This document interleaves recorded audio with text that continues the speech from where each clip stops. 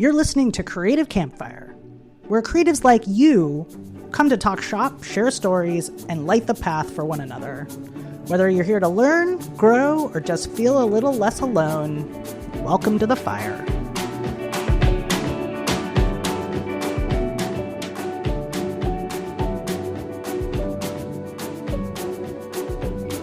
Craving a creative reset that reconnects you with your work, your vision, and folks who truly get it? Join us in London, September 28th to October 2nd for the Creative Camp experience. The waitlist is now open. Tap the link in the show notes or head to creativecamp.pro/London experience to get on the waitlist today. I don't know. Entrepreneurship is not for the faint of heart. I will tell you that. You know that well. It's like getting payroll down, getting the systems in place, something fell off the wagon, and then somebody needs a proposal now. Yeah, that whole start-stop thing is I think really hard as an entrepreneur. Mm-hmm. It's like, and not by our own will, right? We would keep going and building and doing, but all of a sudden it's like, oh, we need to raise money to do that piece because that wasn't included. And so you're like, let me stop and go raise so we can do that. And so the whole thing kind of slows down. It is so, which is why I think having access to venture, that you just get a chunk of money, go build it, you have enough to do it, can be a powerful thing versus little chunks of little dollars that come in. And you're just like, I'm building as fast as I can go. And I would totally have it done if it weren't that we only got enough for like 20% of the thing. Well, and I think that's part of our conversation today is exactly that. So as we jump in, for those that don't know you, how would you introduce yourself if we were standing in line for coffee? I would say I'm Jenny Flores. I am really, really honored and feel privileged to be able to be building a business that focuses on supporting women entrepreneurs to achieve their highest aspirations and to have the financial resources to be able to actually execute their vision. I love that. Because it's so good. It's so good. It's hard. It is hard. And I think our visions are sometimes very limited. One, by access to capital, and two, access to maybe your life experiences and the people that have been around you, which is why I wanted you to come and chat with me. For those that don't know, Jenny and I have known each other for years. We met many, many moons ago working at Citibank, and she worked on the executive floor, the floor above me. She was doing some really cool stuff in community development, building relationships, helping companies build out programs and think strategically about them.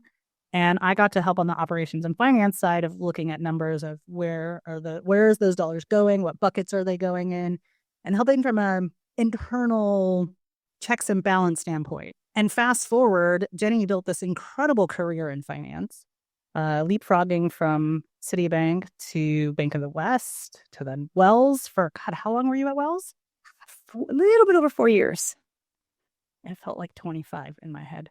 I was, because it was during the pandemic, and that was just, It was intense, but you were doing a lot and trying to really dive into small business.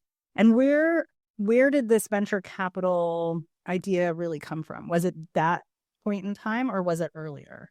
I think I've always had this vision of companies scaling. You know, I think it's important, and not just scale to scale, but they're often solving hard problems or they're delivering a lot of value. And I always think about how can companies reach more customers or take this innovation and make it more accessible to more communities.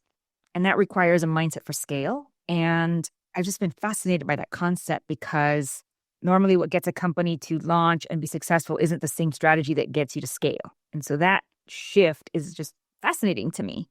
And I actually got hired at Wells Fargo to lead small business growth right before the pandemic. And I was so excited to be able to come up with strategies that would do that. How do we grow? And it's a different type of strategy. So I showed up to work so excited. And just a couple of weeks passed when then we had stay-at-home orders and social distancing, all the things. So I wasn't thinking about growth anymore. It was all about sustaining and ensuring that companies were stabilized to the extent that they could be and that they didn't shut forever. And so I did that for almost 4 years. But towards the end of my tenure at Wells, I did start thinking about growth because that was why I got hired in the first place. And so I started investing in ideas that were more growth oriented, and then did an investment in an organization looking at venture and women. And literally when I started finding out the data that 2% of venture goes to women on any given year, and it's been this way for many, many, many, many, many moons, I just felt so shocked by that. And I thought, is this a joke? Is this like, there's no way this could, even if it were random,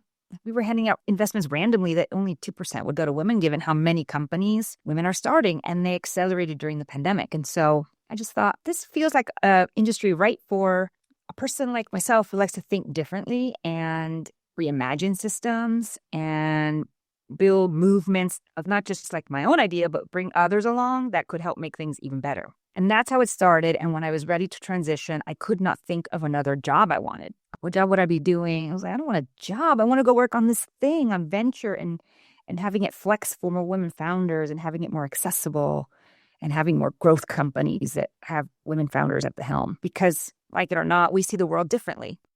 And that's not better or worse. I'm not like saying men see it this way and it's not good. No, there's that perspective, but there's also the female perspective, and it's equally powerful. And I think now more than ever, we need more of that female energy in the universe. Well, and to your point, if we're only seeing 2% and we widen that scope even a few percentage points, right, then the conversation changes, and that diversity in the marketplace, the conversation shifts, and there's just more, I think there's more room for people to have choice and then listen, right? You get to listen to different voices that are out there that, you know, company A might be similar to company B, but you still have to decide which one resonates with you. And it could be company A, might be company B. Maybe company B is women owned and you're like, I love women owned companies, that what they're saying and putting out to the world resonates with me more, but you may not hear from them if they don't get funded. Right. And ultimately, who gets funded also depends on who controls the money, right? Who controls the investment decisions. So I'd like to see more women at the table controlling where the funds, how the funds flow and who they go to. Because one thing that we know for sure is that when women control the flow of money, they invest in women.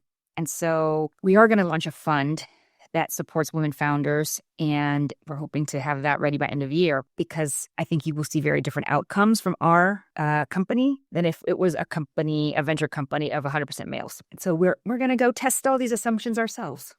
Well, and I think the data is also coming out, right? There's been a bunch of new studies and a bunch of studies looking at older studies about where generational wealth is going in the next 5 to 10 years. And there is literally an avalanche of money coming into women's pockets from family members dying off. And if women aren't educated in money, and that's a general statement because financial education in general is not something that we see a lot of. And you and I both worked in that field to try to educate more people around financials. And with that data and what you're trying to accomplish, we're going to see even more of a need to help and support and grow and scale these amazing ideas and these amazing people coming to the table with them. Before we get into like the philosophy, the how of you're going to scale all this, let's go back to your money journey. So let's go back to little Jenny days, running around with mom and your sister. Right. What were those habits as a child, or not even habits, but things that you remember as a child? Like, did you live in a house of abundance? Did you live in a house of scarcity? Was money even talked about, or was it hush, hush conversation like when you guys went to bed? You know, I was thinking about that, and I remember, so first of all, I came to this country as a 2.5-year-old. And so as a child of immigrants, we were very keenly aware that money was an important resource that we had to really manage and stretch, because my parents came, they didn't have a job immediately. And so like getting off the ground and integrating, we only had a little. And so it was always like, I remember hearing like, no, we can't afford that right now. And so anything that I have, I remember if I had like a toy, for example, I would really, really take care of it, because I knew if you break it, you're not getting a new one. So I grew up with this deep gratitude for what I had without thinking about the lack, like, oh, I can't get more. It was always like, I'm so grateful for what I have, and I will take care of what I have because I'm going to make it last and enjoy it. So that theme still resonates very deeply with me today. So anything that I have, no matter what, and I like, for example, like cars, I tend to keep my cars for many, many, many, like drive them to the ground. And I just like deeply appreciate, like, I'm glad it takes me from, I even name my car, thank you. Just full of gratitude for everything. And in terms of what got passed down to me from money, it was always live within your means. If we don't have the cash to buy it, you're not getting it.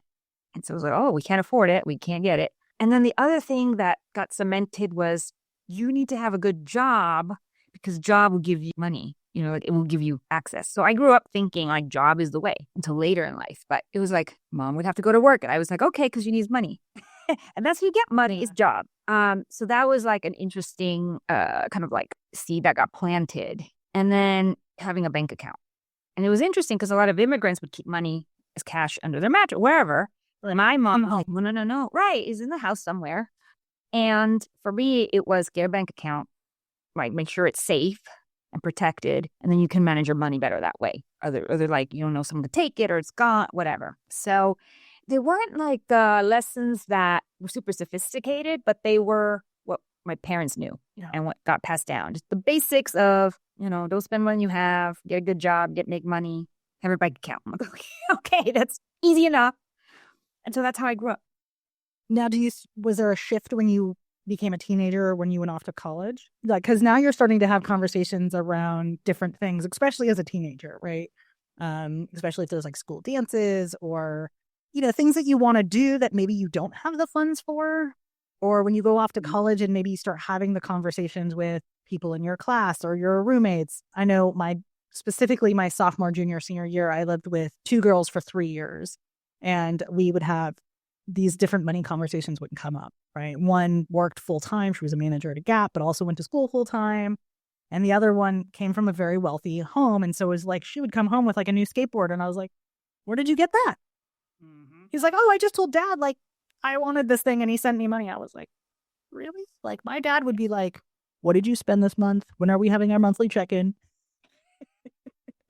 There is a process. Yeah. Yeah, I did. And I think I always had an ambition to be able to do what I wanted in life. And it wasn't like I wanted all this money, but I knew for sure I did not want to live paycheck to paycheck. That was just like, this is not how I want to be. I want to have resources to do the things I want. So if I want to go on vacation, I will go. If I want to, support a cause I care about, I want to be able to do it. And so it wasn't like I want to be a billionaire. That was just, and even to this day, that's not the goal for me. But I love to be able to have freedom to do the things I want to do in life when I feel like I want to do them. And that requires having the financial resources to afford that. And so it must have been maybe early in my college, maybe late high school, I started reading voraciously about money.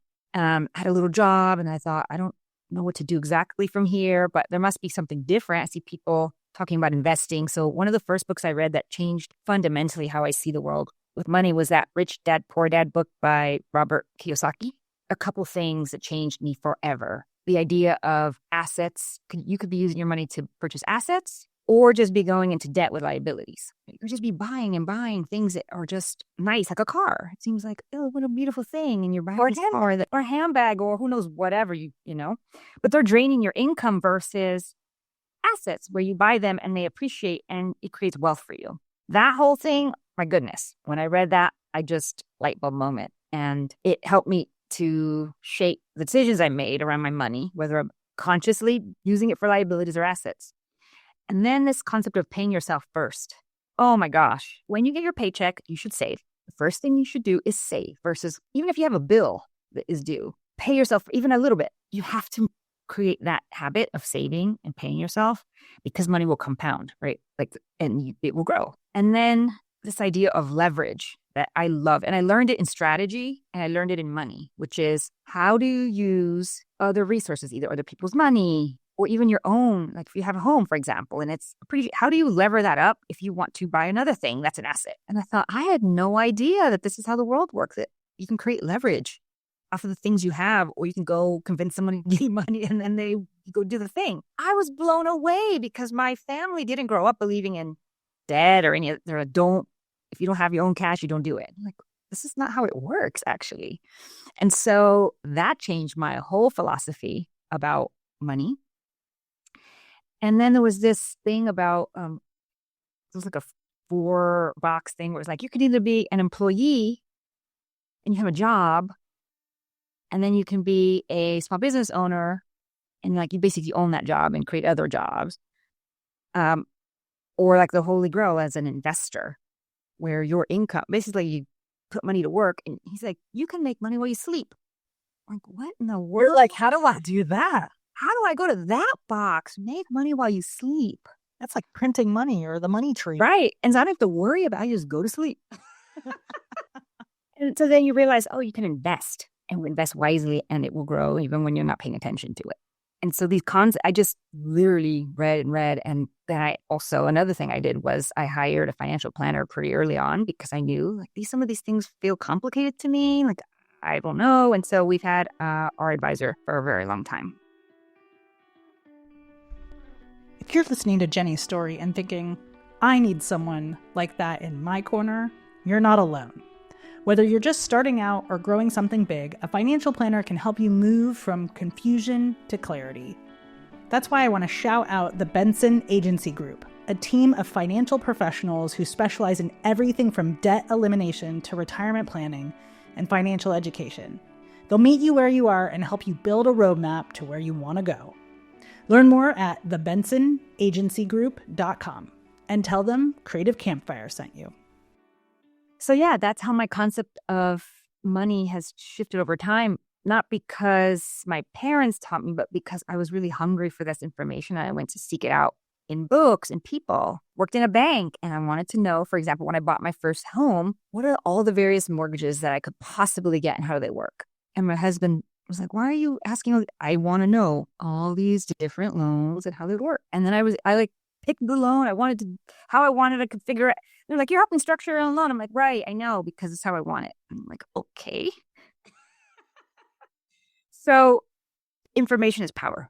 Well, I love that you got super curious and dove into the book path.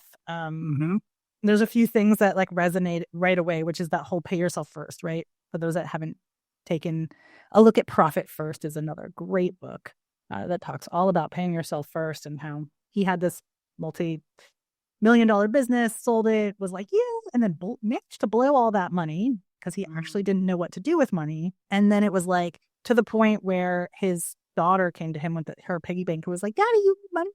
I have my piggy bank. Yeah. And he was like, okay, I have to figure out how to get out of this mess. And that whole idea of pay yourself first or profit first was like revolutionary to him. It's a great book for business. But the other thing that you mentioned about taking care of your assets and being grateful for your assets reminds me of the story from Warren Buffett, where he said, if you could, he loved cars. And somebody had said to him early on, okay, well, you could have whatever car you wanted, but it could only be the only car you could ever have. Like, how would you make that last, right? And then he talks about like really caring for it and taking care of it and making sure, it had all its tune-ups and all its oil changes and all that. Even caring for that asset because it's the only one you got. And like, you look at him, he's one of the richest men in the U.S. Mm-hmm. So I'm curious, these lessons that you have accumulated now over the years and all your experience and the things that you've learned and gained and seen and now want to do and are aspiring to do now. How is that trickling down to your daughter? I am very transparent with my daughter about money. So when I decided to start working, I sat her down and said, Angie, Mommy wants to start a business. This is why I want to do it. And that means that I'm not going to have a paycheck while I create this business. And it's so important to me because I feel that it will change my life, your life, and the life of many women in the world. But I have to take this risk. It is a risk. And then she said, well, are we going to be poor? And will we be homeless? And will I still be able to go to my school? And she had a lot of questions about our life, which, yes, it's scary. And I said, well, I have money saved and I have made sure that it's budgeted for, we pay our mortgage, so we're not going to be living in the street. We pay for your tuition, so you will go to the school. And we have our basics, food, shelter, the things. What we won't be doing is having very fancy vacations all over the world, traveling around and not. That was one of the benefits of having a corporate executive job is that you get paid well enough to do these things without really thinking. But now we're thinking. Every penny has to stretch. And so we're not going to necessarily do that. And I'm not saying we're not having vacation, but we're not going, all around like we used to. And it's only temporary because I intend to grow this business. And so that's how it starts, Angie. And so she's like, oh, Okay, that's good. I'm glad. I'm happy. And I've included her in the whole process so she understands how businesses get created, why we chose the model, the structure we chose. She knows about brand, logo design, color, like even the logo that we treat. Like she was very involved, and the company is named after her. She actually came to a pitch meeting, my very first pitch to a corporation. It wasn't by design. It ended up having to be that way because my caretaker was not available. So I had to bring her. And so she understood what it means to pitch, what it means to sell, what it means to negotiate and to ask for big money. And so these lessons as a child, she's now 12, I think will be very different if someone interviews Angie when she's an adult. Well, how did you grow up about money? She's going to know so much more than I did. And I'm being very intentional because I want her to have a way head start on this game than I did because it, fingers crossed, will allow her to make better decisions and to be grateful for what she had, which is different than mine, but she can create, it gives her leverage basically. Right. You're giving her the leverage much, much earlier than when you had it. Right. And so she knows a lot about this. She probably can't define it in such technical terms, but she knows enough about the basics. For example, I've always said, Angie, if you ever have a contract someone needs you to sign and you do not understand it, do not sign it. You might be giving away rights. You might be putting yourself in a financial position that's not favorable to you. You don't know. Do not sign it. And then she said, what am I supposed to do then? I said, you share it with your attorney, AKA your dad, and have him or I or somebody review it that can understand and tell you what it says so that you're not making an unintended negative mistake. And she says, okay. And so now she tells people, don't sign anything. Don't sign if you don't understand it. So yeah, that's how she's growing up. Well, one of the things I know about your daughter, she's also very entrepreneurial. Mm-hmm. And so I find that it's interesting to see the trickle down effect, right? Like your education and your husband's, right? Because he's the lawyer, like by trade. For those that are listening, he actually is a lawyer. He doesn't just play one in this conversation. He really is a lawyer. He really is a corporate lawyer. And so I think what's fascinating is to see this in real time, right? At her age, which is such a impressionable time, how she's going to take these lessons and like in the next 5 and 10 years, right? Like in her early adulthood, like how does that get applied and how does she think about it? And I mean, it's like, I'm sitting here with popcorn waiting, watching the movie happen. And I find it really fascinating because you did post about that story where you took her to the pitch meeting and the story about, it was like the security guard, I think, like asked her, like, well, do you know what we do here? And she had this very succinct answer for him. And he was, oh, well, you said that better than I could have. Right. I briefed her in the car because we were driving to the meeting and she had no idea. And I said, this is what we're doing. I'm pitching. This is what a pitch is. Like a 10-minute brief to her. Boom, boom, boom, boom. So I don't want her to be like confused. And so she was briefed enough to handle her own in the meeting. And I think it resonated because we have been teaching her this, right? It wasn't just that 10-minute conversation. It's just layers of lessons. And so she could easily be, oh, we're going to raise money. Okay, got it. And then she saw how you do that. So I feel really blessed to be in this position to teach her that. And by default, whomever else comes into my path, I am always sharing. And I do so a lot on LinkedIn. As you know, I share a lot of those lessons and why I do things because I think there might be people out there questioning, like, what about this or what about that? And I just feel like I have to be brave enough to share the good and the bad and the ugly so that others can benefit, not just my daughter. Well, I know I benefit. I love reading what's going on and how the company is building. And I've been privy from many 2-3 years ago. You were early stage. I was early stage. We were just hanging, we were wrapping up our photo shoot when you had said to me, you're like, hey, I think I'm going to be starting this thing. Mm-hmm. And we're just kind of thinking about it. And that leads me to the question of, community.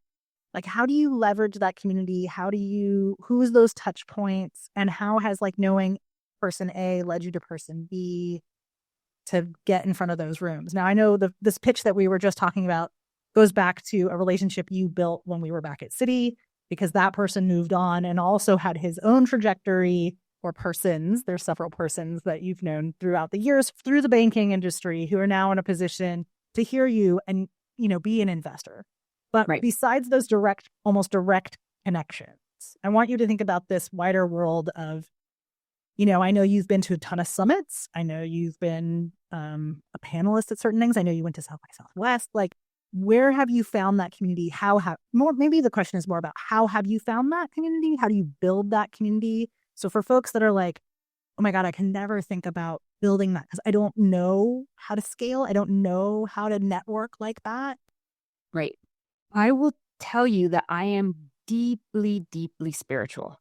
I think it starts from that foundation of, I know I'm on a path and this is the path I'm supposed to be on. It feels right in my, like your gut check. Like, oh, is this is my path. This is where I'm supposed to be. And I also know that I cannot do this by myself. It's too big of an idea. And it really does require the nurturing of many people, the investment, the check of strategy. So I share a lot and people will give me feedback. Lots of good, lots of things where I'm like, I don't know about that. And my gut will say, no, don't go that way, go this way. Just based on my experience and what I've seen. And so I'm creating a community, and I always say it's my tribe.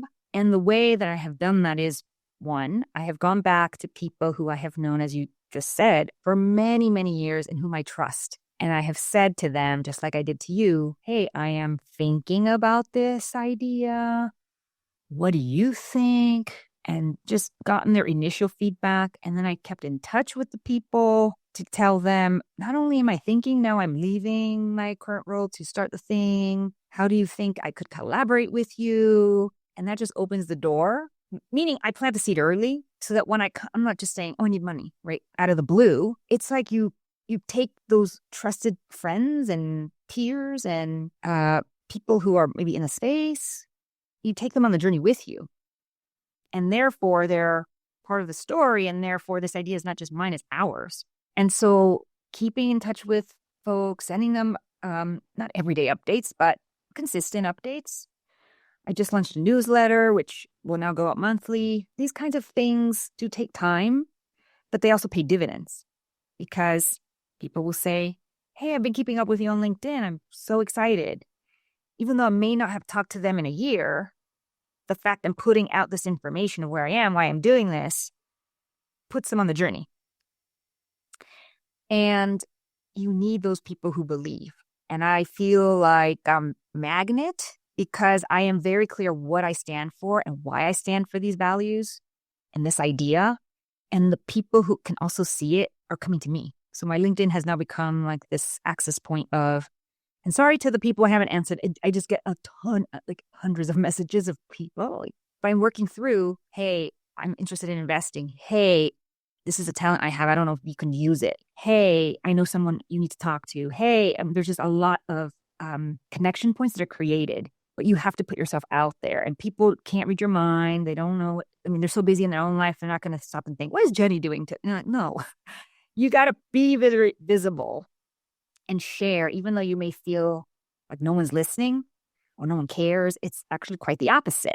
They do care, and they will care when there's alignment.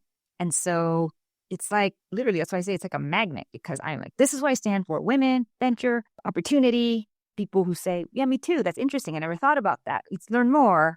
Let's set up some time. It just opens up those doors. And so I always say this is my tribe, the people who pop up and say, sign me up. They're so invaluable.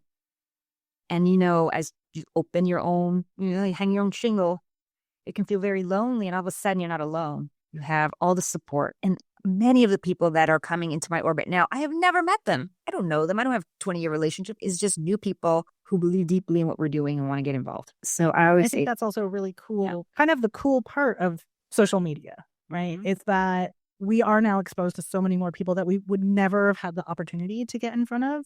And so that trusted circle that you have over, many years, whether it's maybe it's a year or two or 20 years, that you've known these people, but it's that trusted circle of people who are listening to the sounding board. But it's like when you put that thing out into the world on, let's say, LinkedIn, and then I comment on it, then all of my followers and friends and fans, they are like, oh, Shirley commented on this thing about Jenny. And then if they read it and like you said, they're in alignment with that or in agreement or interested, well, now you have a new person who's like, oh, well, let's see where this goes. Mm-hmm. And it is that ripple effect. Mm-hmm. It's powerful. It's very powerful. I think social media has allowed us to have a broader reach than just our little neighborhood or our little city or state, and to connect with people in really deep and meaningful ways by sharing these stories. So thank you for today's podcast, because I'm sure it will create, I always say you have to give more than you take. So that's why I'm like, I want to share. Thank you for allowing me to share. And maybe someone will say, hey, Jenny, let's talk. Oh, I'm sure people will say, Jenny, let's talk. I always love having a cup of coffee with you. So on that note of meeting people, finding alignment with the right people and having that gut check, can you talk about how you found your business partner? So my business partner, her name is Grace Lee, the amazing Grace. She and I were colleagues at Wells Fargo, and she was the very first person I met on my first day on the job. She was the person, because on my first day, I did not yet have a badge. I could not access the building. I had to wait downstairs in the lobby for someone to come down and let me in. And they said, Grace Lee is the person. She will meet you there. Just call her when you get there. She'll come down and get you, and then we'll issue a badge and you can get in on your own. But she's literally the first person out the elevator. Hi, Grace and Jenny. And she's just such a kind and generous person. And she offered not just to let me in the building, but to be, my eyes and ears, and let me know what's happening and who I need to meet. And because I had no idea. It was your welcome party. My welcome party, showing me where the bathrooms are, all the basic things. And then the other things of like, who's who in the company. And like I said, within weeks, COVID.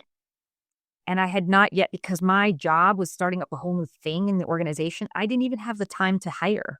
It was just me. And the plan was that I would develop a strategy, put together an ops model, a head count, and I would build this team. But that didn't happen quite that way, because it was just chaos.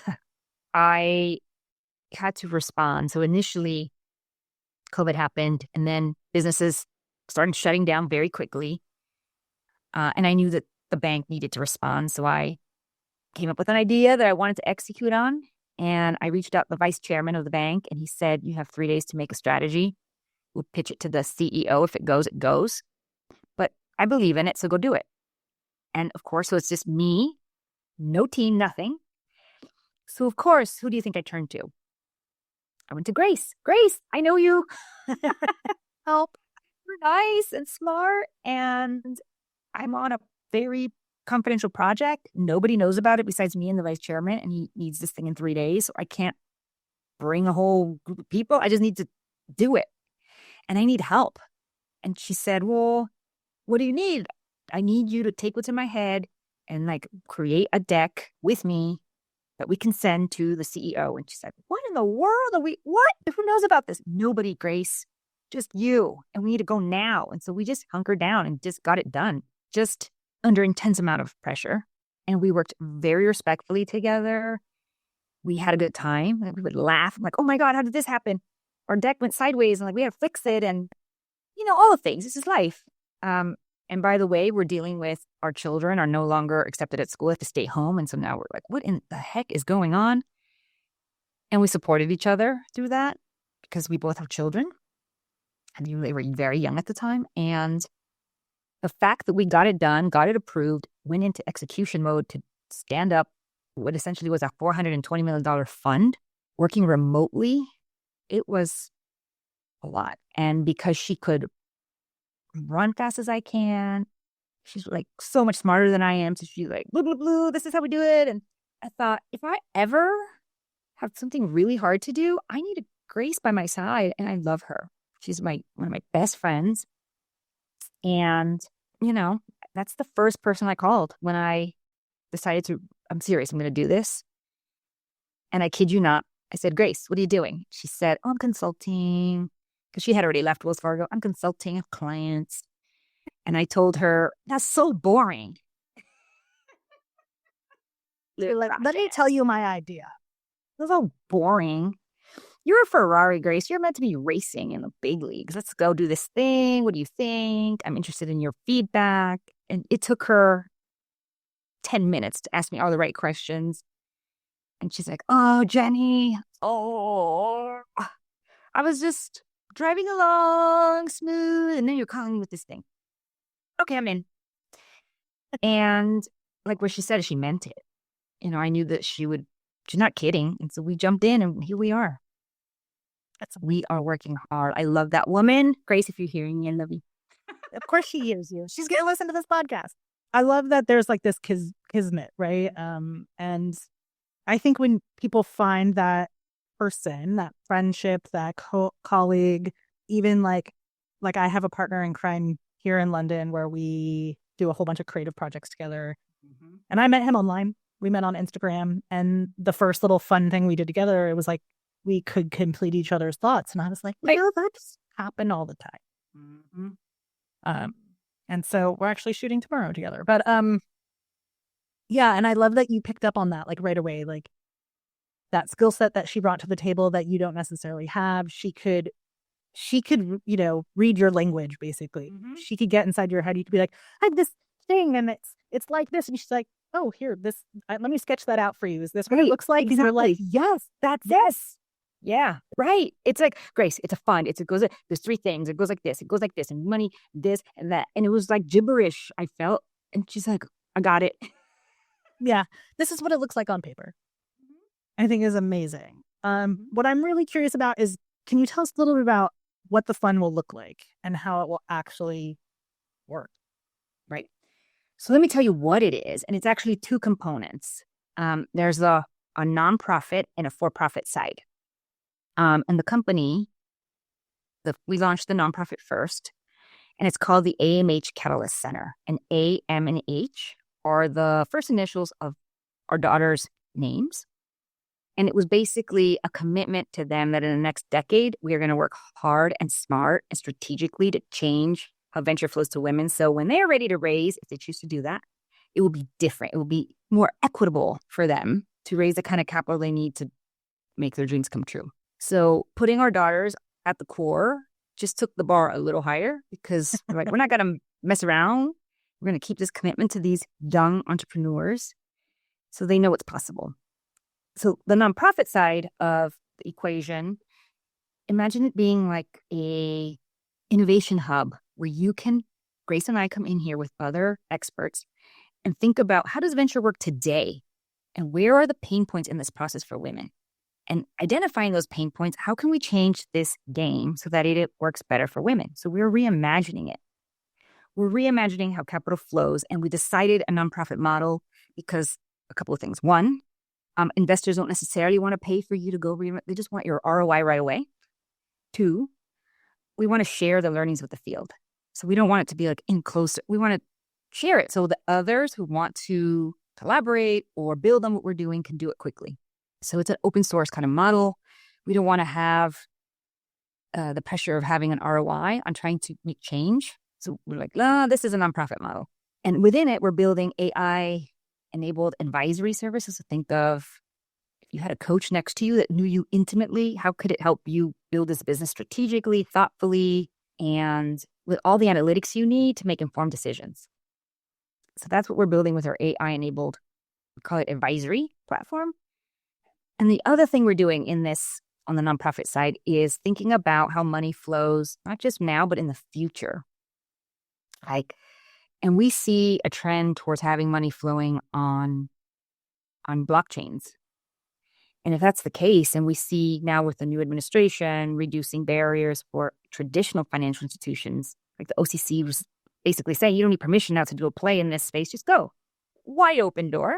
We know that blockchain can allow us to raise money differently, can actually increase transparency about money because it's everybody can see the same data at the same time.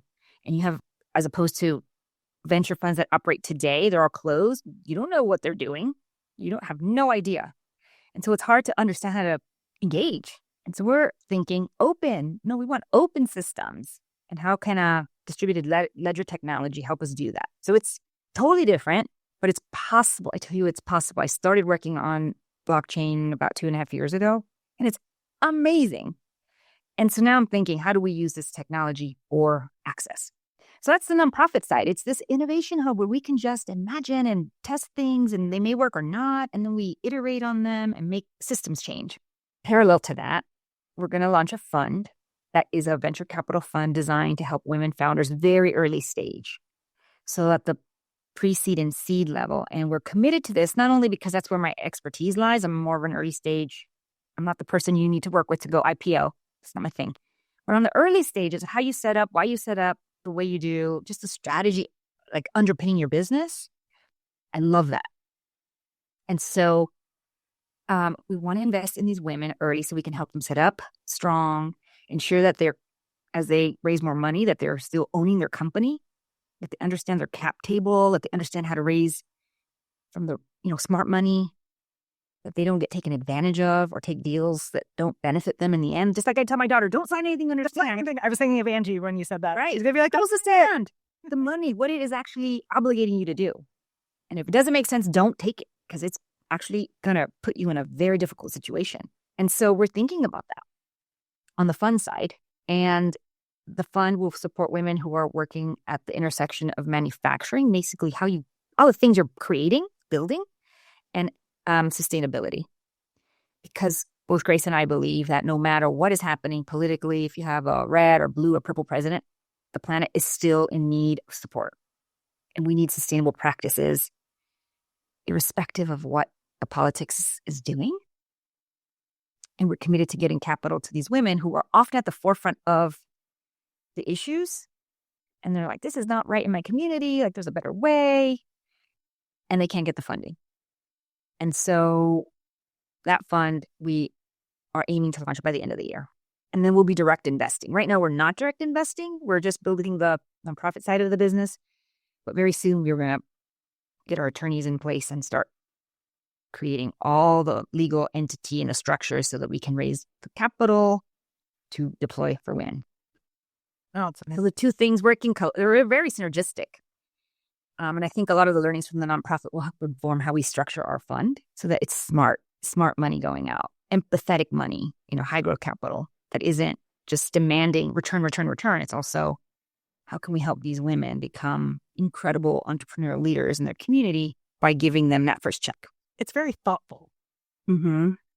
Right? Like you said, it's not necessarily about driving that ROI, which, that is how you make money on your money. But it's also in a very thoughtful and considered way. And I love this idea of where you were talking about the nonprofit, that kind of open sourced. The idea that you're sharing all of this with the world, with everyone around to basically say, here's the lessons we're learning and here's what we're saying. And this is what's working or not working or what's of interest to people is super fascinating. I mean, I watched this documentary on the largest crypto theft.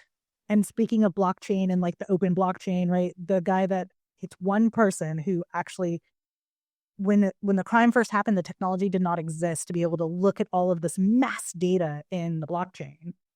And now there is that technology to look at it, and how he was able, as an investigator, to go through it and actually find it and then piece this crazy story together based on that open source. Right. But imagine now doing that for good. Right. It is possible. And you have to have people who get it and who say, it is possible. Let's figure out how to do it.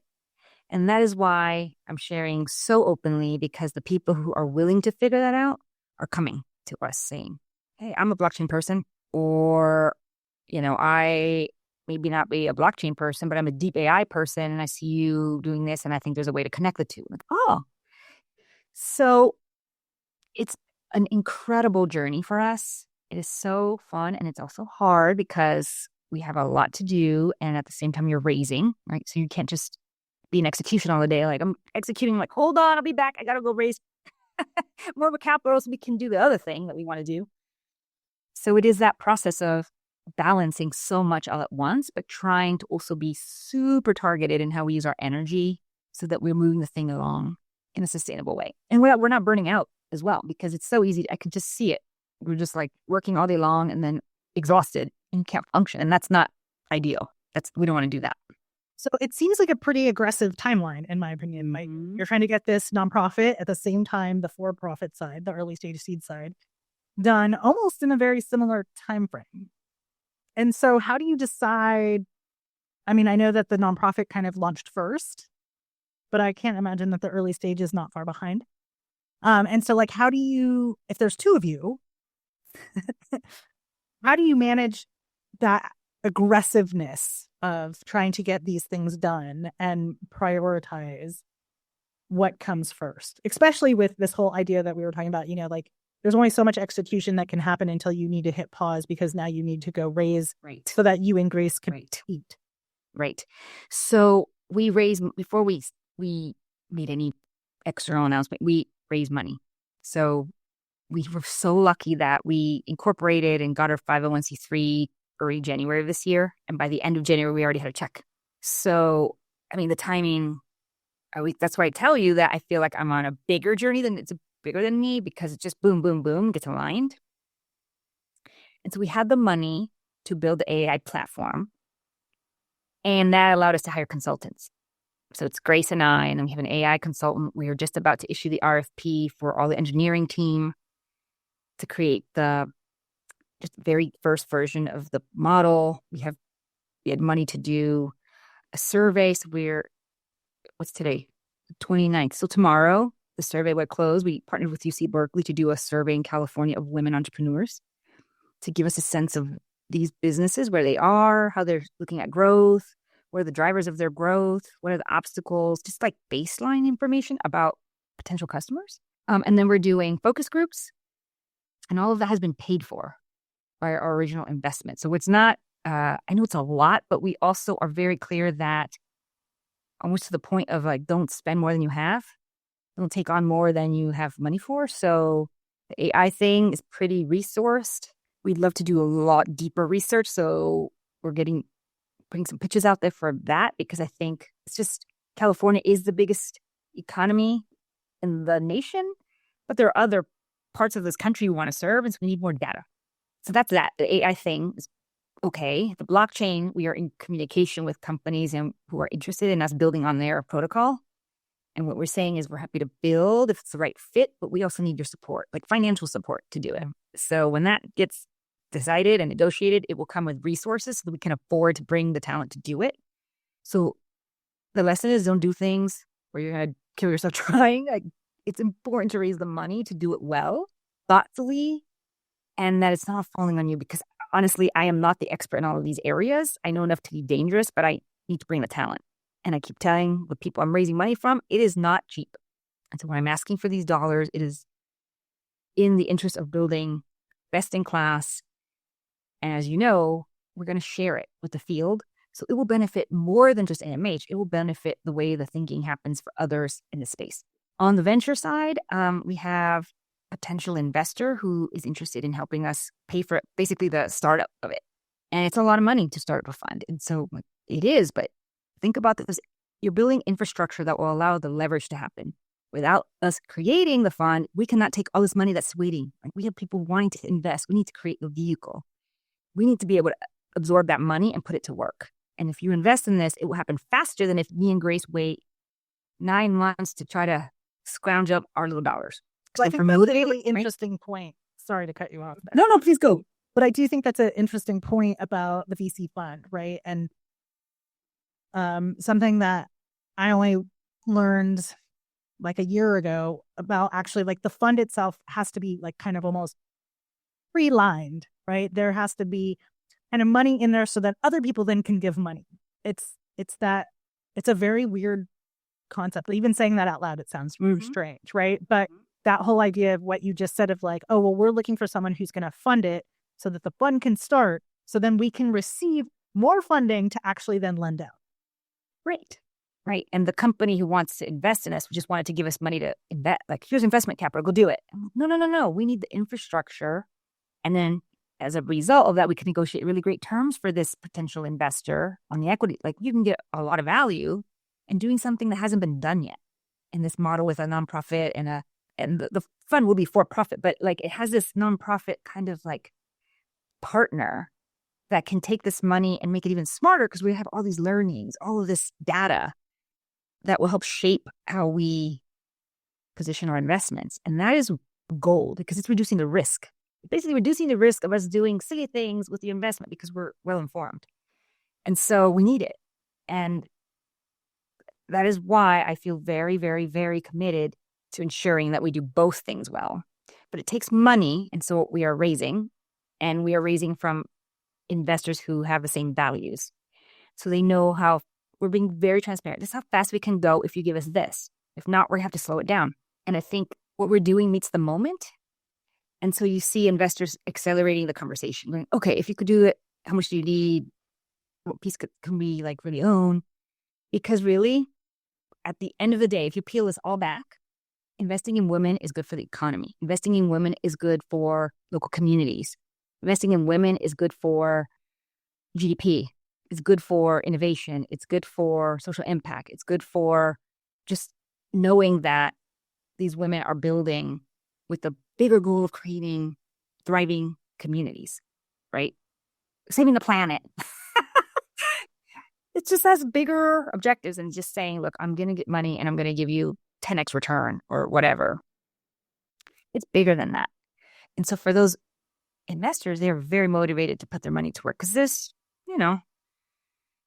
it's kind of hard times right now from an energy perspective. Everybody's like, things feel heavy. What do we do? There's a lot of questioning. And I think we should question and then move capital quickly to the things we really believe in. Yeah, I think it's a good place for us I have two little final questions for you. And you can answer them quickly or you can take as much time as you want.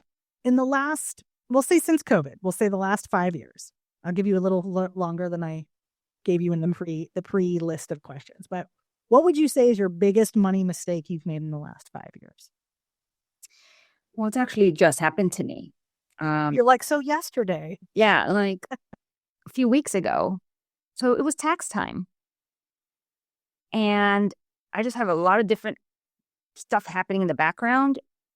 And I just couldn't get it all together. So I'm like, oh no, I need to actually get a deferral. And I know I'm going to owe. And I know I'm going to have interest on that. And I hate paying interest. But I also know I have to do this right because it's more complicated than normal. And I just needed the time. And I was like, fuck, okay. But it's okay. I feel like it's a good time to get a really, really, really, really top-notch tax attorney to help me navigate all the things I'm dealing with just have a nonprofit now. We invested a ton of our own money in that to just get it to go. We have this other business we're creating. It's a venture. I'll be a general partner in that. It's just like complication. And so I need the help to get everything aligned. And I had to get this, but I'm going to have to pay on top of what I owe. And that is no fun. And I'm trying to do it fast, but I also I got to do it smart because I will pay for that exponentially if I don't do it right. That is true. But yeah, I was like, damn it. Darn. Yeah, that just happened. Yeah, but I mean, I think there's something to be said about the fact that you owe, which means you made money while building, right? While building this incredible new ecosystem. Back to the assets. You need to have assets that spin up income to you, even if you're not working. And so that's what happened to me. And I was like, whoa, what is happening? I need to get all this stuff aligned and then forecast into 2026 how this will look so I can set it up correct. But it's work. It takes time. And again, this goes back to why you have people around you, right? This is why you want to do it smart. This is why you want to find the right help. And if it's not the right help, then you get rid of that help and you go find some new help. Right. That's exactly what I'm doing. Jenny, this is amazing. And I'm always so in awe of the things that you're doing and how you make mountains move. And I don't know, it's absolutely incredible. And I can't wait to see how this unfolds and know that I'm always cheering for you over here. Big supporter. Where can people learn more? How can they get on your newsletter? Where can they find you? Well, we have a wonderful website, amhcatalyst.org, or on LinkedIn. We have our own LinkedIn page. You can follow me on LinkedIn. And we're going to build out our other social media channels.